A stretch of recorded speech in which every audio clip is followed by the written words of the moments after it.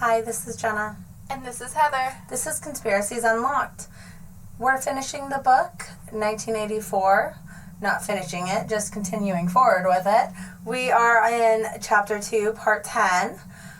We left off Winston with being in Mr. Charrington's upper apartment with Julia, and he was reading Emmanuel Goldstein's book to her. He finished reading that because she had fallen asleep. So he chose to lay down with her and go to sleep. And that's where we leave him. And where we start off now is that he wakes up, it's 10:30, and he just sees that it's 10:30. I want to make that perfectly clear that he just sees it's 10:30. So he assumes that it's 10:30 at night, correct? Yeah. Yes. And they just kind of wake up. He hears all the stuff going on outside of the proles, hanging laundry and stuff. The singing. The singing is, it was only an opaless fancy. It passed like an April dye. But a look and a word and the dreams they stirred, they have stolen my art away. And so that's just like one of their, like, I want to say like chants, like chanties, like the old time. And like, that song was written for them, remember? Was it? Yeah, so like that's not a song that they made up. That was forget. a song that the government, basically they wrote for them. Yeah. Like, like you can have this song. Like this is a song we're giving you. Yeah, and but it's pretty much, it's not a nursery rhyme, but it's just like hi ho, to work we go, you know, like something like that. It's that kind of song. So, Julia woke up and Thinking about herself only, she's like, I'm hungry.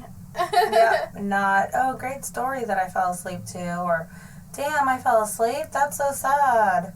I wish I had stayed up for the rest of the story. No, she's selfish as fuck because she is a 20-year-old. She's Julia. Yeah, so she's hungry, so she wants to go make coffee, and then Winston's looking out the window in kind of like an idyllic type state, just like looking around, being like, dang, this old lady is doing a lot of laundry. Yeah. And then he makes a joke, like, maybe she has taken up a job of doing other people's laundry. Yeah.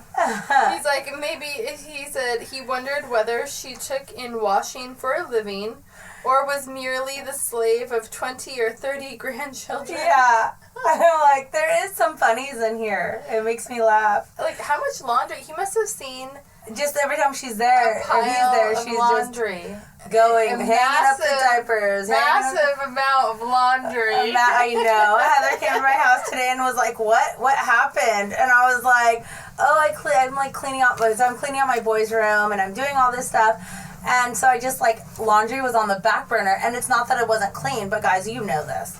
When you do the laundry, they're clean in a basket. So, but I've been like, when I'm at home, I've been working on other projects, like rearranging the boys' room, cleaning everything out, like fully like home edit status. Yeah. And so, and I don't spend a lot of time at home as it is, so it's like when I am at home and do this, it's like taking forever. And I have, I don't know how many baskets were there, like 10 in the living room, maybe piled 10. on each other. And Heather walks in and she's just like, what's going on here? And I was like, oh, I'm doing laundry. What do you mean? It's a never-ending story. And she's like, no. This is more than usual. And she's like, this is a fucking nightmare. Yeah, I did. This is my worst nightmare. And I'm like, my nightmare. What about the rest of the house? The rest of the house is fucking just like horrible because I'm pulling everything out of the boys' room and everything. And so the whole house is destroyed. And she's like, I'm good with that. But this laundry, what are you going to do? Yeah, the house is clean, though. Like, it doesn't look bad. It's just that you have all the laundry in the living room in the basket. So it was just, like, overwhelming because all of a sudden I just saw all this laundry. I was just like, are you donating this? Are we just going to throw it all away and start new? Like, what are you doing? It's like, no, this is my belongings. This is just normal shit. This is my children's clothing, Heather. But I do have a lot of children, and they do. Well, they go through multiple outfits a day, so. And I do. And you do. Brad, I don't know what Brad wears. Brad's like the only one that probably just wears like the same stuff. He literally like goes into the clean laundry basket and he's like, where are my boxers? Why can't I find any more boxers? He just changes his boxers and leaves everything else. He's just like, where's the rest of my clothes? He has like one laundry basket and everybody else has like 4 each. Yeah. Anyways, so this poor lady, and like I really felt for her because while I was reading this, I was looking at my own laundry.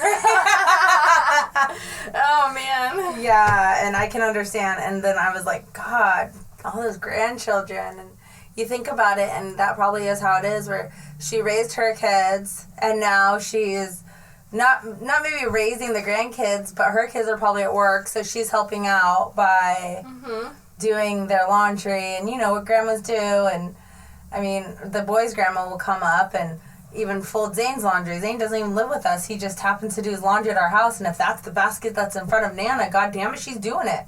Yeah. And so sometimes he comes back to pick up his laundry, and it's all folded, and everything is pretty. It's kind of like the it's magic. Russian roulette.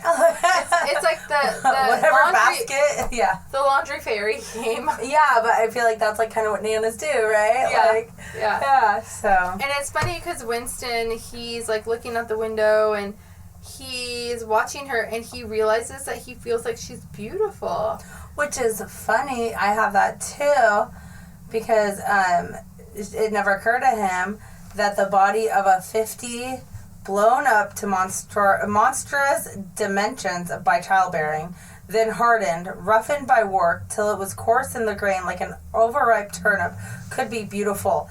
And I'm like, what a fucking way with words. I know, yeah. Like, no wonder this George Orwell guy, like, did a lot of books. But he saw the beauty in the way that she, like, sang and was happy, and, like, the inner beauty. Yeah. And, like, that she was, like, a hard worker. But then, yeah, she had this, like... it was, like, total inner beauty, like, that he saw her beauty as, like, her soul. But he's also been, like, stalking her for, like, 6 months. But not really. She's just she's out the window. Out there. Yeah, I know. Because it's, like, the neighbor. Yeah, so... Yeah, it is beautiful. Yeah. And then he says, she's beautiful to Julia. And Julia says, she's a meter across the hips easily. And then he says, that's her style of beauty. I love that. I love that. Can that be my style of beauty? Because, God damn it, I'm beautiful. Well, you know... If that's the case... That's the thing, it's, like, total body positivity, like, totally, like, he just, like, looking past all that. Julia's a fucking bitch, so she's just, like, but then it's also, she's gonna say no that. matter what, it's the age thing, too. So you have to think Winston's, like, what was he, late 30s? Yeah, and he's Julia's still mature. 20, so you think about it, and it's like, you're like, oh, yeah, like, a 20-year-old would be like, oh, God, no, I don't see that at all. Yeah. But then older people, like, because I can see older women or older men or whoever that are not in the status quo of by any means beautiful or handsome. Well, they're not in their physical prime. Yeah, but then you look at these older, like, silver foxes, and you know what I mean? So there is, like, even though they're not what the beauty standard is supposed to be for a 20-year-old. So obviously, and that's like Harrison Ford. And that's what takes you a long time to. That's part of, like, maturity, I think. Mm-hmm. So when you're 20, you'd be like Harrison Ford, but like, and all the 20-year-olds would be like, that's some old wrinkled up dude. But then we're like, we could see him for what he is, and we're like, dude, Indiana Jones is hot. Sorry, Han Solo, you can solo me. Yeah. You can Hans me. And I'm telling you, the new movie is coming out. No, it's already out. It came out. When? Like yesterday or the day before. With Indiana Jones? Yes. I want to talk to you about that. I had a chance. Okay, so, sorry guys, hold on really quickly because I'm part of D23 until I get to do all the fun stuff. And I had a chance to go to the same place that we went to the Little Mermaid, the El Capitan. And I was going to buy it, and I was on the phone. But it was like, it was going to be, it was for this past Thursday. Oh, and because Brad had his race, and then it wasn't the greatest seats and just everything. And I was like, you know what, never mind, I'll pass on that. But I really want all the goodies, the freebies and stuff, too, that come with it, like, but whatever. I did think of you. I know. I do love Harrison Ford, so I can understand the Silver Fox. Yeah, so anyways, back to the book. So they're just like staring out. He's holding her, like Winston is holding Julia by the hips, just like, you know, doing that cute little girlfriend thing. And then, what else happens? Anything? Anything else? Do you have anything? No? Okay. So, I'm trying to get her to talk, guys. No, because I don't know where you're at, because I'm right there, too. Oh, okay. Yeah. Okay. Yeah, no, my next underlined is basically, it's when I skipped all that. Okay, well... I mean, I didn't skip it when I read it, but there's nothing... There was something about where he was like, she probably has 15 kids, and I'm like, holy shit, 15 kids? And that probably means that that is what they're, like, born to do, is just make more pearls. That's what they want. Oh, yeah. You know what I mean? Like, almost like a slavery type, like... Oh, I see like, what just you're make saying. more, make more, make more. Yeah, I just kind of skipped over that because it was just saying, like, about her life was just laundering, scrubbing, cooking, sweeping, all the bullshit. Mending, and I'm like, skip. Yeah. Like, doesn't sound fun to me. This is too close to home. 15 kids and all this, I mean, I only have 2 kids, but what still. I thought was, like, so beautiful, like, no. So I thought this was so beautiful, the way that they said this. And the people under the sky were also all the people under the sky were also very much the same everywhere, all over the world. Hundreds of or thousands of millions of people just like this. People ignorant of one another's existence, held apart by walls of hatred and lies, and yet almost exactly the same. Mm-hmm. Yeah, I did have that too. And I just, like, I love that. It's like, it's so true. It's true even without the book. It's, you know, it's almost like that we're all under the same moon. Like, when you're far away from someone. Like, I've been far away from people, and I'm like Brad when he's racing and stuff, and I'll be like, look outside, look at the moon. We're looking at the same moon. Like, it's almost like, I have thought that crazy. Too. Yeah, that we're all under the same sky. We're all under the same moon, and no matter where you are, as long as you can see the moon, you'd be seeing the same moon as the other person, and you can be 10,000 miles away. Yeah. And it's so romantic. It is. I love that. And so he goes on to say that if there was hope, it lay in the pearls, and the future belongs to the pearls. So the only problem is that the pearls need to get they're strong enough, and they're stronger than the party, but they just need to wake up and take back their world. Yeah. And that's so true, because if we could, I feel like in nowadays, like, they want us to stay so divided, like Democrats, Republicans, all that on petty shit too. Yeah. I mean, really petty shit. Yeah. Like, they get so riled up over, like, I don't even know, like, and it was a good test. Remember when the dress, is it gray or blue, or remember that dress? Oh, yeah, that came out in, like, 2000 and that was something. that was like 2010, and that was before we were super divided, and it was almost like the government was doing a test to see how divided we can make them. Let's just do this little test and see how divided. Oh, it worked. Okay, cool. Or the one where it's like, are you hearing Laurel or Yanni? Remember? It's like... Yeah, something. It's like and it was like... audio. Yeah. And there's all this stuff, and I almost feel like it might have been just, like, tests or something to, like, that the government put out just to see, like... Probably. Like, what do you think? Will they fight over this? And literally... People will fight over anything. Everything. All of it. And it's not even that they'll fight over it. It's they get so passionate about it. And they can't just get their heads out of their asses and be like, hey, like, stop, wait, what are we fighting about exactly? Yeah, I think part of the problem is that people can't see past their own, like, opinions. And they can't, like, they just are so strong about what they believe in. They can't think of anything else.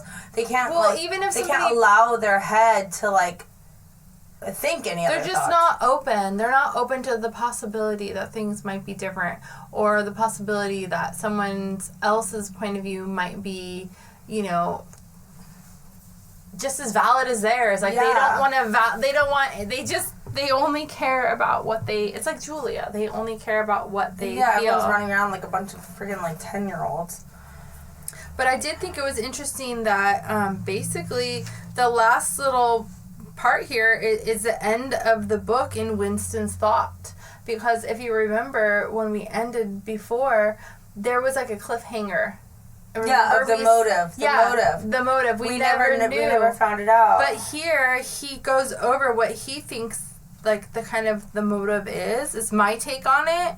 Yeah. Because he says, or, you know, it's written, without having read the end of the book, he knew that he must be this must be Goldstein's final message. And the message being, the future belonged to the Pearls, like you said. Yeah. And that their future could be sure that they're, oh my God, what am I saying? People, I'm a little tired right now. So I'm stumbling over my words. And could be sure that when their time came, they would, help me out here. Okay.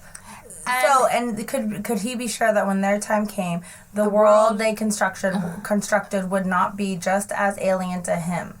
So they're saying that he's pretty much saying that the world of the party would be like, when the Pearls rose up and decided, like, fuck this shit. Yeah. Then all of a sudden the whole world would change and it would be alien to him. But Winston, it wouldn't be alien to Winston to him because he already sees it for everything. But everybody else of the party, all the other members, would be fucking lost. And the Pearls would stay alive against all odds like birds, passing on from body to body the vitality which the party did not share and could not kill.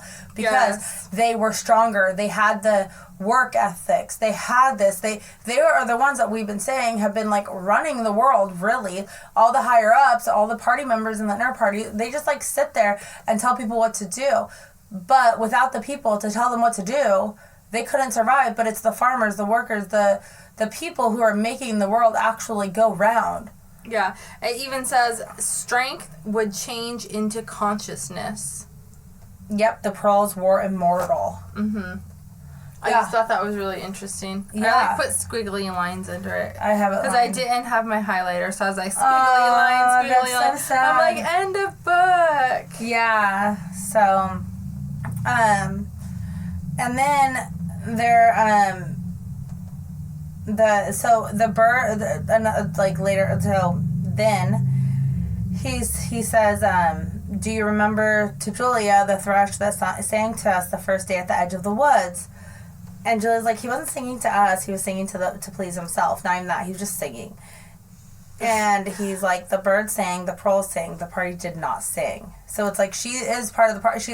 Not that she's part of the party, but she's so indoctrinated into the thought police and just to the abstinence or whatever the what was she in part of? Do you remember the name of it? She was in the junior spot. Oh no, yeah, she was in the abstinence league or some not shit. Not abstinence, but something like that. Junior sex leave or sex. Junior sex. Non-sex. No, it was. What was it? I don't remember. Junior sex league or not? Yeah, league, maybe not like league, that. But yeah, okay. So So pretty much it's saying, like, the entire world is living this way. No matter where they are, they're all living in these, like, where there's Pearls that do everything. That if they could get their head out of their asses, get their shit together, they could overthrow the inner party. And they could, but there's just no way that they could ever, like, do that in reality. No, it's fucking bullshit. They're not going to come together. They're not going to come together. So then, get this. So as Winston is in his own head thinking about this, he goes, we are dead. And then I'm like, aw. And then Julia goes, yep, we're dead. And then oh God, another iron voice behind them says, you are dead. I would fucking lose my shit. Okay, so it's me and you in this room. How about this? Yeah. I'm dead. I'm dead. You're dead. Yeah. What the fuck? It's like, oh my God. And then it goes, the voice repeated, you are dead. And then Julia's like, it's behind the picture. And the voice says, it was behind the picture. Remain exactly where you are. Make no movement until you're ordered. And it's like, what the fuck? I wrote creepy. Like, I wrote what? spooky. What the fuck? Creepy. Spooky. What the fuck? Like, oh my God. And then the picture that they had been looking at this whole time on the wall, the glass picture was like, it was like a landscape or something. Covering the telescreen. And they're caught. Yeah. It was the picture falls and there's a telescreen behind it. Yeah, so the whole time the telescreen is basically listening. Maybe not watching because the picture's They couldn't watch it, but they could listen to everything. So it's like, what happened? But did Mr. Cherryton leave that in there? Like, he had to have known it was in there. Or what I was thinking at this point was, who else knew that they were there? Because they've been there for months. Like, how would they know that anybody was in there other than they told O'Brien where they were? Oh. Remember? Yeah. O'Brien was supposed to get them a better spot. O'Brien ratted them out, maybe. That's what I was thinking, is that it's O'Brien but why and that would motherfucker. Why would he pass the torch, so Who to speak, knows? and then rat them out? But then why would it take so long for the telescreen, like, to give a shit? What are they talking about now other than Emmanuel Goldstein's book? So the telescreen must have known the whole time that they were doing these secret, rendezvous. Mm-hmm. Didn't care until they got Emmanuel Goldstein's book. Oh, yeah. And then all of a sudden, they're like, what the fuck? What's going on? And Winston's like, the house is surrounded. And the voice said, the house is surrounded. Mm-hmm. And Julia was like, I suppose we may as well say goodbye. And the voice says, you may as well say goodbye. Like, what the fuck is this echo voice doing? Like, come up with your own words, you AI robot. I know, but then it goes on and says, and by the way, while we're on the subject, here comes a candle to light you to bed. Here comes a chopper to chop off your head. Because that's exciting. Oh, and then all of a sudden, they're gonna get vaporized. A ladder breaks through the window, and men come through the window. Yep. And it crashes into the bed, and there's a stampede of boots up the stairs. The room was full of solid men in black uniforms with iron-shod boots on their feet and truncheons on their hands. And Winston was like, oh my God, I'm going to stay still. I'm not going to move. Yeah. If I even move, they will, kill me. Meanwhile, they smashed the paperweight that he had. And I'm like, how rude is that? That's just rude. On, why are you fucking with shit? And I don't know if they were trying to, scare him or, overly, push their, muscle on him. But then they started to beat up Julia. They kicked her into the stomach. She folded like a ruler. And they were, kicking and punching for no reason. Nobody's resisting arrest. Nobody's doing shit. They're just being dicks. They're being assholes. And I think it's because they wanted to get a rise out of Winston. But Winston didn't do shit. Mm-hmm. He just, sat there with a straight face and didn't move a fucking millimeter. His ass. Nope. I'm good. And they literally beat Julia to unconsciousness. And they took her with her, upside down. Her head was, upside down because they're dragging her out unconscious. It's not, it's fucked up, but it's not that shocking considering that when they do get a hold of people, they're gonna, in the past, they torture you into some kind of confession, and then they will either publicly hang you, or they'll just completely vaporize you. So the fact they beat her up, it's it's fucked up, but I'm not really that shocked by it. Yeah. Yeah, really. So, that was the last he ever saw of her. He stood dead still, and no one had hit him. He was fine because he didn't fucking move at all. And then all of a sudden, he was like, where did Mr. Charrington go? I hope he's okay. Did they kill him too? And then he looks at the yard, and then he's like, I wonder what happened to the woman in the yard, because she stopped singing. So she's worried about everything, and then all of a sudden he noticed how badly he wanted to urinate and felt a faint surprise because he had done so only 2 or 3 hours ago. And then he saw the clock and he was like, fuck, it's 9 p.m. Wait a minute. We slept all fucking night.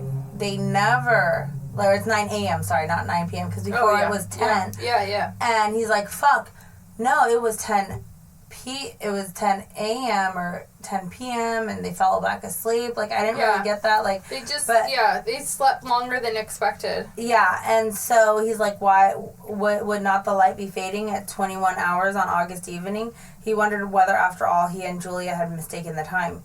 He had slept the clock round and round. It was 20:30 when really it was not 8:30 on the following morning. So he thought it was 20:30, but really it was 8:30 when they woke up. And he was like, whatever, I don't even fucking care. It's not interesting to me at this point because I'm fucked. Yeah. Moving forward. And then all of a sudden, Mr. Charrington comes into the room. You want to take it away? You want to talk about Mr. Charrington? Because I'm fucking floored. No, I mean, Mr. Charrington is... He yelled at them to pick up the pieces. Yeah, I know. His eyes fell to the fragment pieces of glassware, and that's when he screamed, basically, sharply said, pick up those pieces. Like, you knew they were there the whole time, bro. Like, now you're gonna be like... He was so nice to them. But we didn't tell these people yet. We didn't tell the listeners, you guys. So, all of a sudden, Winston is looking at him, and he says, pick up the pieces. The men around them stooped by, obeyed, did everything. And all of a sudden, Winston noticed that the voice that he heard on the telescreen sounded a lot like Mr. Charrington's not old man accented voice. Mm-hmm. Suddenly, he was wearing, his hair, which had been almost white, had turned black. And he wasn't wearing glasses anymore. Mm-hmm. And he was still recognizable, but he was not the same person any longer. His body was straightened and not like curved over, like humped over. And he seemed to have grown bigger. His face had undergone only tiny changes, but it made a complete transformation.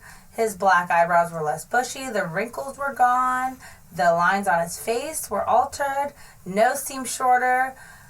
He was the cold face of a man of about 5 and 30. So 35, I would assume is what he's trying to say. It occurred to Winston that for the first time in his life, he was looking with knowledge at a member of the fucking thought police.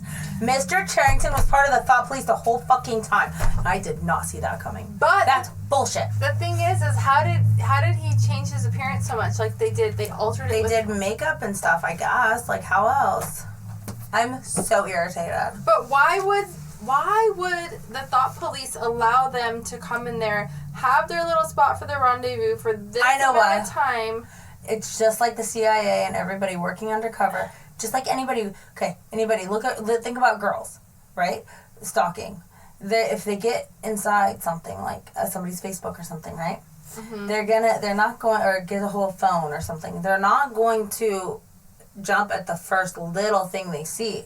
Yeah. They're going to let everything build up, and then once they get something good, they're going to attack. Yeah. So that's what they're probably doing, because they're just like having a little tryst. Who fucking cares? But now the book. But now they got the book, and that's when you're like, okay, now's the time. If they had done it right away, they wouldn't have gotten more intel in order to figure out what's going on. At this point, I'm sure that Winston and Julia talked about O'Brien in that room. Yeah, I'm sure they talked about so much shit in that room about their plans to go meet O'Brien and this and that and all sorts of shit, thinking that they were safe. Mm-hmm. And in reality, they weren't, but they were probably listening and being like, nope, this isn't the time, okay, now go. Yeah, go, because he finished reading the book, so... He didn't finish. But they had it. He had been reading for a while, and the thing is now are they going to confiscate the book? Yes! And now that's one less, and they only had like 4 or 5 books left.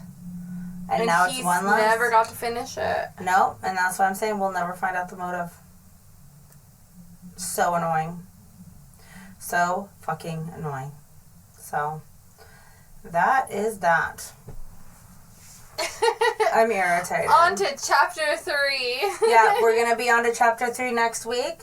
And we will find out what happens now that Winston has been taken away. Basically arrested. Will he become vaporized? What's going to happen? Ever see Julia again? It says he doesn't, but this book has a lot of twists and turns. And what will happen with him being arrested? What's the process like?